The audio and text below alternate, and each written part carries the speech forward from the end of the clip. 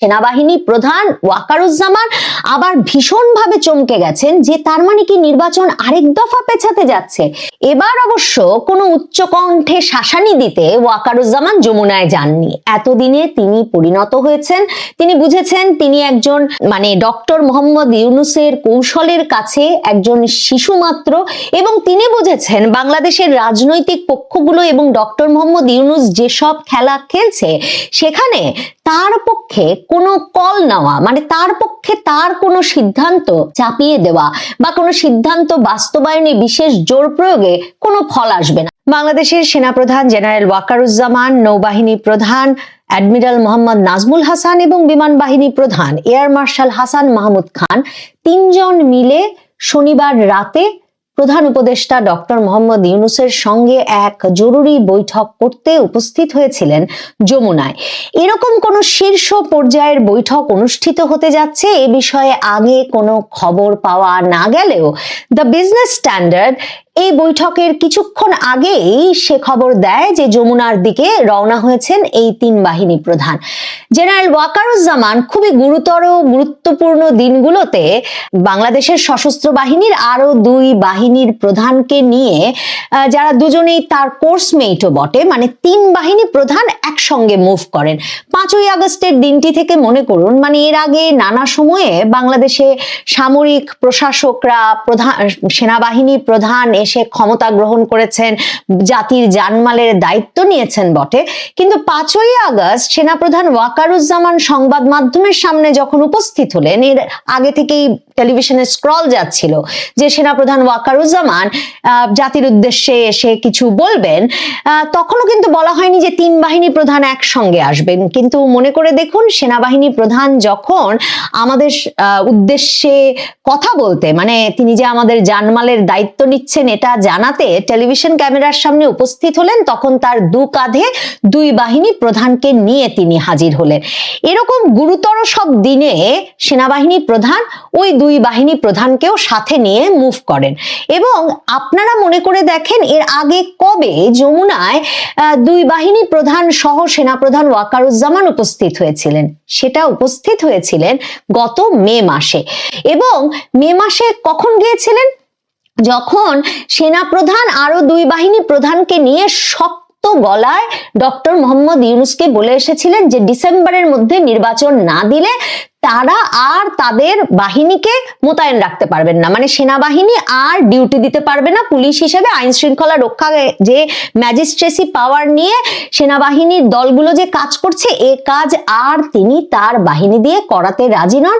সময় পেরিয়ে যাবে ডিসেম্বরে যদি নির্বাচন না হয়। কিন্তু এর পরে কি হলো মনে করে দেখুন, 23শে মে 24শে মের দিকে ডক্টর মোহাম্মদ ইউনূস নাটক শুরু করলেন যে এমন যদি হয় বিএনপিও এক্ষুনি নির্বাচন চাইছে, ডিসেম্বরেই নির্বাচন চাইছে। সেনাপ্রধানও এসে ভয় দেখাচ্ছেন যে ডিসেম্বরে নির্বাচন না হলে তিনি আর দায়িত্ব নিতে পারবেন না, তিনি সেনাবাহিনী ব্যারাকে ফিরিয়ে নেবেন।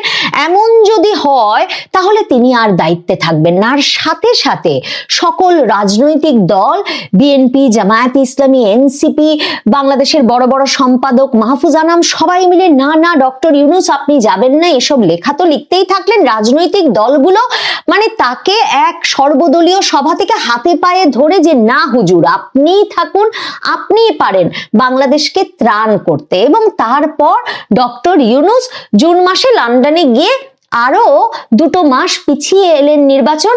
সেনাবাহিনীর মুখে, সেনা প্রধানের মুখে একদম কুলুপ পড়ে গেল, কারণ বিএনপি রাজি, জামায়াতে ইসলামী রাজি, এনসিপি রাজি, বিএনপি যারা সবচেয়ে উচ্চ কণ্ঠ, তারেক রহমান যিনি জনসভায় ঘোষণা দিচ্ছিলেন যে ডিসেম্বরেই নির্বাচন হতে হবে, তারা চুপ মেরে গেছেন।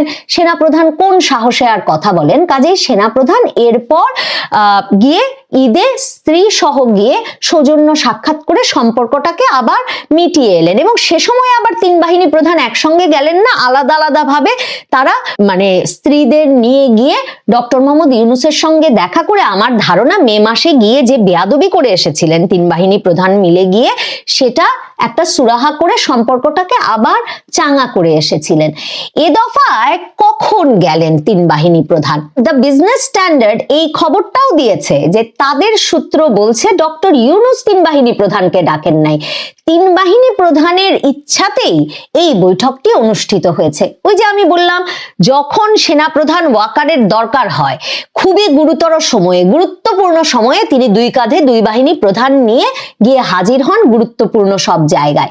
সেনাপ্রধান সহ সশস্ত্র বাহিনীর ভেতরে অস্থিরতাটা তো এখন তুঙ্গে উঠেছে আন্তর্জাতিক অপরাধ ট্রাইব্যুনালে সেনা কর্মকর্তাদের বিচার শুরু হওয়ার পর থেকে। এবং আপনাদের মনে থাকবে, যেদিন সেনাবাহিনীর তরফে সেনা কর্মকর্তা জেনারেল হাকিমুজ্জামান সংবাদ সম্মেলন করে জানালেন যে কর্মরত সেনা কর্মকর্তাদের সেনাবাহিনী হেফাজতে নিয়েছে, যাদের বিরুদ্ধে আন্তর্জাতিক অপরাধ ট্রাইব্যুনাল অভিযোগ এনেছে, সেদিন কিন্তু জেনারেল হাকিমুজ্জামান আরেকটা কথা খুব পরিষ্কার ভাবে বলেছেন। তিনি বলেছিলেন যে এই যে সামনেই নির্বাচন এবং নির্বাচনী ডিউটি পালনের আগে সেনাবাহিনী বিষয়ে যে এত আলাপ আলোচনা, সেনাবাহিনীর এত তীব্র সমালোচনা এবং একটা বড় ধরনের সেনাবাহিনী বিরোধী প্রচারণা চলছে চারদিকে, সেটা তাদের মরালকে, তাদের মানসিক শক্তিকে সরাসরি ক্ষতিগ্রস্ত করছে। সেনাবাহিনীর মূল বার্তা এটাই এবং সেনা কর্মকর্তারা আশা করেন এই বার্তাটা সেনা প্রধান জেনারেল ওয়াকারুজ্জামান ডক্টর মোহাম্মদ ইউনূস সহ রাজনৈতিক পক্ষগুলোকে সরাসরি দেবেন, কারণ তারা মনে করেন যে সেনাবাহিনী এক বছরেরও বেশি সময় ধরে, মানে বাংলাদেশের ইতিহাসে বলতে গেলে একটা দীর্ঘতম সময় ধরে ব্যারাকের বাইরে থেকে, মানে যখন সেনা শাসন নাই কিংবা সেনা নিয়ন্ত্রিত অন্তর্বর্তী সরকার বা তত্ত্বাবধায়ক সরকারও ক্ষমতায় নাই, এমন একটা পরিস্থিতিতে, মানে যখন নাকি একটা বেসামরিক সরকার ক্ষমতায় আছে বলে ডক্টর মোহাম্মদ ইউনূসরা বলছেন একটা বিপ্লব পরবর্তী অভ্যুত্থান পরবর্তী সরকার আছে, তখন এক বছরেরও বেশি সময় ধরে বাংলাদেশের আইন শৃঙ্খলা রক্ষায় মূল কাজটা করছে সেনাবাহিনী। অথচ বাংলাদেশের সামাজিক প্রেক্ষাপটে, রাজনৈতিক প্রেক্ষাপটে এত সেনাবাহিনী বিরোধী অবস্থান, সেনাবাহিনী বিরোধী বক্তব্য কখনো আর এসেছিল কিনা, মানে সেনাবাহিনীর বুদ্ধি আছে কিনা থেকে শুরু করে সেনাবাহিনী আসলে ভারতের কথায় চলছে কিনা, সেনা প্রধান ভারতের কথায় চলেন কিনা, কোন প্রশ্নটা বাংলাদেশের রাজনৈতিক দলগুলো এখন ওঠাচ্ছে না আর বাংলাদেশের সংবাদ মাধ্যম লিখছে না। এই অবস্থায় সেনাবাহিনী মনে করছে যে তাকে এই আমলে 2024-এর 5ই আগস্টের পর থেকে ক্রমাগত একটা চৌকিদার বাহিনীতে পরিণত করা হয়েছে, যেই বাহিনীটি মানে একরকমের ঢাল নাই, তলোয়ার নাই, নিধিরাম সর্দার, মানে তারা রাস্তায় আইন শৃঙ্খলা রক্ষায় নিয়োজিত আছে বটে, কিন্তু জনগণ তাদের ভুয়া ভুয়া বলে ধাওয়া দিচ্ছে আর তারা দৌড়ে গিয়ে সেনাবাহিনীর গাড়িতে উঠছে।